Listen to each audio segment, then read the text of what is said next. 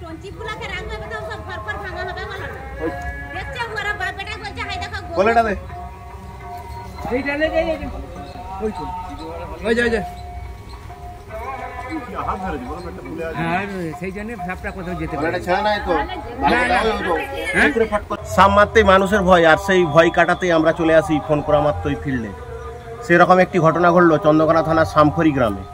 এই গ্রামে এক ব্যক্তির ঠিক গেটের সামনেই রাখা ছিল কিছু অ্যাডভেস্টাস, আর কাজের জন্য যখন সকালে অ্যাডভেস্টাস সরাতে গেছে তখন একটি বেরিয়ে পড়েছে বিশালাকার গোগ্রো সাপ। ওরা বন দপ্তরে খবর করে, আমরা বন দপ্তর থেকে এসেছি সাপটি রেস্কিউ করতে, কিন্তু যার ফোনে এসেছি তার কাছ থেকে জেনে নেবো যে কী ঘটনা ঘটেছিল। বলুন তোর নামটাকে বল। আমার নাম মিলন রায়, আমার বাড়ি সামগুড়ি, চন্দ্রকোনা 1 ব্লক। আমি সকালে আমাদের বাড়িতে অ্যাডভেস্টারগুলোর সাথে যে দেখছি একটা বড় বিশাল বড় গোবর সাপ। তো আমাদের বন দপ্তর ডিপার্টমেন্টে মলয় কাকু আছে পুরসুরিতে বাড়ি, যেখানে যে মলয় কাকুকে ফোন করি, মলয় কাকু সাপটি এসে রেস্কিউ করে নিয়ে যায়। আমরা ফিল্ডে এসে দেখলাম যে 3টি অ্যাডভেস্টার ছিল তুলসী মন্দিরের পাশেই। সেই অ্যাডভেস্টার থেকে সরিয়ে আমরা সাপটি রেস্কিউ করলাম এবং ওকে কিছুক্ষণ পর সুস্থভাবে রিলিজ করে দিই।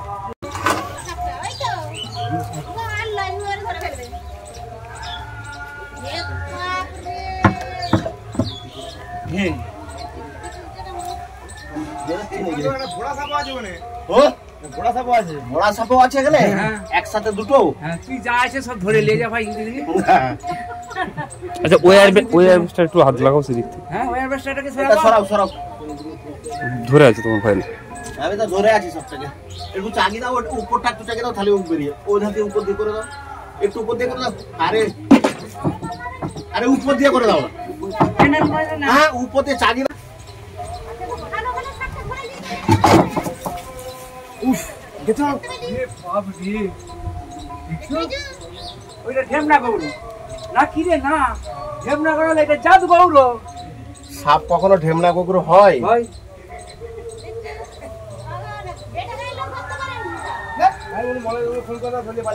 এই অ্যাডভেস্টার সরাও। আর কোথায় একটা সাপ আছে বলে? তুই যা আছে ভাই ধরে নিয়ে যা। তুমি একটা থলি নিয়ে এসো। থলি খাওয়া দিয়ে এই মনে হয় জানো সাপটা কি আহের করেছিল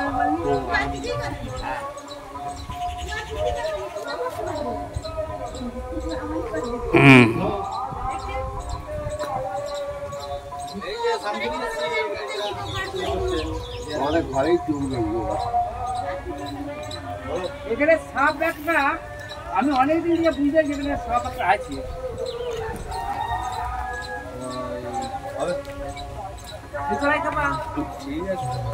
হাত ধরেছে ওই তো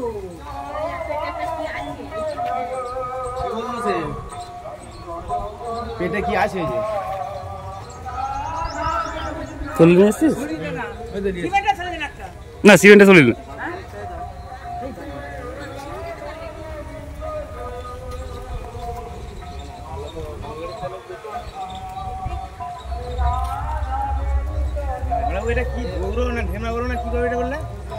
এটা গোগ্রো সাপ, আবার ঢেমনা গৌর গৌর জাদু গৌর। এটা হ্যাঁ এটা পুরুষ, মেয়েটা আছে।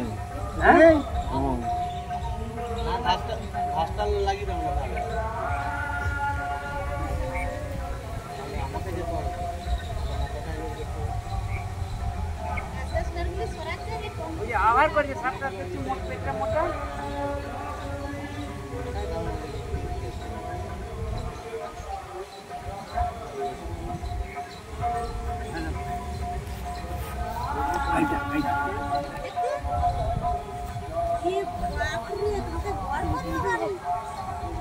এমনি করছে তো উঠে তো এইটাই তো কাজ নেই। তুই ওকে ছবি তুলতে নিয়ে যান বেলা ধন্যাই বাইক পক্ষে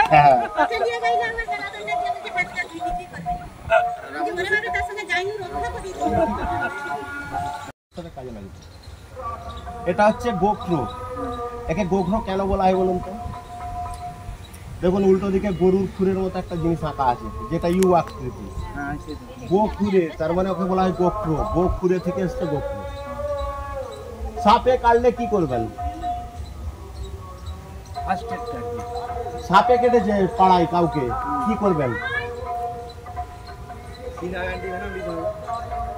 সাপে কাটলে 100 মিনিটের মধ্যে যেতে হবে নিয়ারেস্ট ব্লক স্বাস্থ্য কেন্দ্র। তার মানে আমি যেটি রেস্কিউ করছি এখান থেকে সামখরি, তো সামখরি গ্রাম, এখানে নিয়ারেস্ট ব্লক স্বাস্থ্য ক্ষীরপাই। এই সাপ কাটলে 100 মিনিটের মধ্যে যেতে হবে ক্ষীরপাই হসপিটাল। 100 মিনিটের বাইরে কেউ যদি যায় সে মরবে। দ্বিতীয়ত, সাপে কাটলে ক্ষতস্থানে রেখে বাঁধন দেওয়া চলবে না। যদি বাঁধন দেয় তাহলে কিন্তু অঙ্গ কেটে ফেলে দিতে হতে পারে। সেই সাপটি যদি রাসেল ভাইপার কামড়ি থাকে, রাসেল ভাইপারের হিমোটক্সিস বিষ, তোমার অঙ্গ হানি হবে, মাংস গলে যাবে, রক্ত পচে যাবে। আর সাপে কাটলে ওঝার কাছকে যাবেন না। আমাদের পুরসুরির ঘটনা মনে পড়লো তো, ওঝার কাছকে গিয়েছিল তাই মরলো। তাই সাপে কাটলে ওঝার কাছকে যাবেন না, সবসময় হসপিটালে যাবেন। ওঝা বিভিন্ন রকম বুজরুকি দেখিয়ে আপনাদের ওই 100 মিনিট সময়টা কেড়ে নেয়, যার জন্য ওঝার কাছকে যাওয়া চলবে। এরা প্রচন্ড সিরিয়াস, এদের বিষের নাম হচ্ছে নিউরোটক্সিন।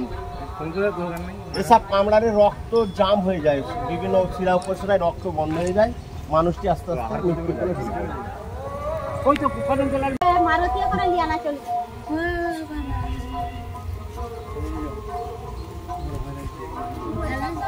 এটা ঝোড়া আছে নাকি দেখো? হ্যাঁ ঝোড়া, হাতে করেই ধরে দিয়ে চল। ঝোড়া ঝোড়া ঝোড়া রে, মানে কি করে করতে হবে করে ছিঁড়ে চলে গেলে নিঃশ্বাসে চলে যাবে তো, পাই যাবে না তাহলে ভালো।